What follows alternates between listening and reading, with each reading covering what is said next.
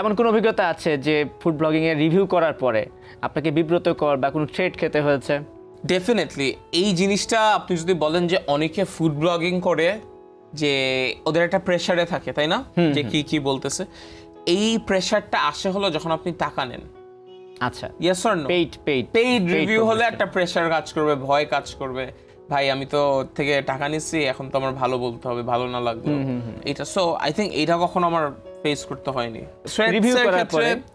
So আমি একবার একটা এই যে খুব একটা ফানি স্টোরি, আমি দুইটা স্টোরি আছে। একটা হচ্ছে ধানমন্ডিতে, এটা ছিল সামথিং 2.0, ওখানে গেছিলাম। ওখানে যাওয়ার পর তো মানে অ্যাকচুয়ালি এই পার্টটা বলা একটু প্যারা, বাট আমি ধানমন্ডিই যাইনি কিছুদিন একটা কারণের জন্য। মানে এই ঘটনার পরে আপনি হ্যাঁ, ও আবার একটু একটা পলিটিক্যাল লিংক ছিল, একটু ডেঞ্জারাস সেট করেছিল আপনাকে। মানে হ্যাঁ, তারপর আপনি ধানমন্ডি জাননি ভয়ে? একটু ভয়, মানে আমি অনেক কাহিনী শুনছি ওনার ব্যাপার পরে। আচ্ছা, এটা একটা ছিল।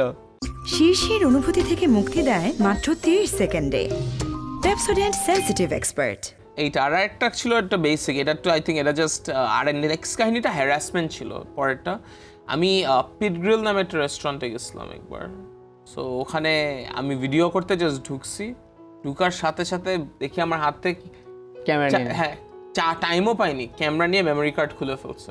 আচ্ছা, ইট ওয়াজ ভেরি উইয়ার্ড, বাট মানে তেরাম বললাম যে কি হলো, কারণ একটা গোল স্টিক বানাইছিলাম, ভিডিও বানাবো। তো বললো না, আমরা ভিডিওস অ্যালাউ করি। তো পরে আমি দেখালাম যে ভাই এই যে দেখেন, আপনি তো কালকে একজন ভিডিও বানালো। তারপর বলে যে ওরে দিছি, ইচ্ছা হয়েছে, সামথিং লাইক দিস, কিন্তু আপনাকে দেবে না, আমারে দিবে না।